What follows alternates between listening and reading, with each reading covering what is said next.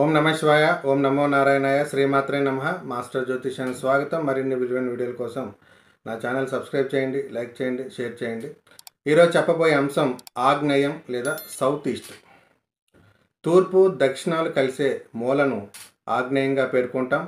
123 డిగ్రీల నుంచి 146 డిగ్రీల మధ్య ఉండే ప్రదేశం ఇది. ఇది అగ్నితత్వం కలిగి ఉంటుంది.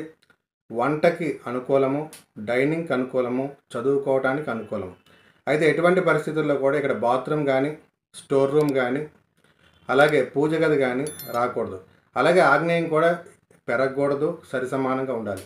ఆగ్నేయంలో దోషం ఏర్పడితే ముఖ్యంగా డబ్బు సమస్యలు వస్తాయి. డబ్బు రావటం కష్టంగా ఉంటుంది, వచ్చిన డబ్బు నిలబడదు. అలాగే సర్వెంట్స్తో, లోయర్ స్టాఫ్తో ఇబ్బందులు ఉంటాయి. పని వాళ్ళు కుదరరు, ఎఫిషియన్సీ ఉన్న వాళ్ళు దొరకరు.